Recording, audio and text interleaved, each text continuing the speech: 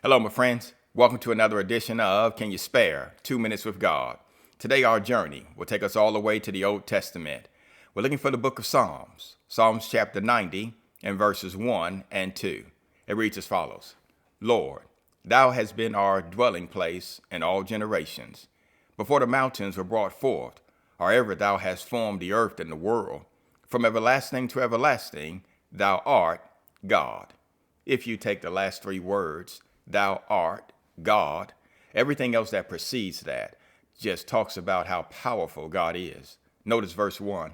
Lord, thou hast been our dwelling place.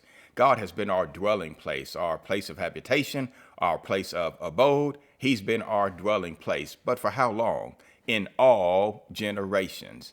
You named a generational period, and God has been our dwelling place. There isn't a period of time where God has not existed. God has been our dwelling place in all generations.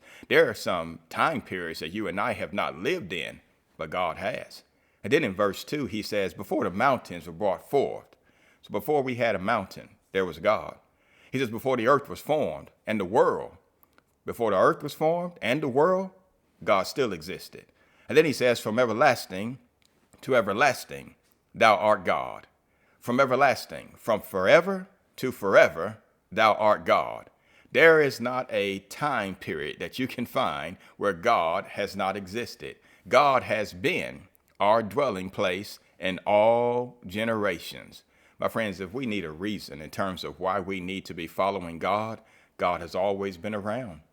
God was there before the mountains were formed, before the earth and the world was formed. From everlasting to everlasting, he is God. My friends, take care and have a great day.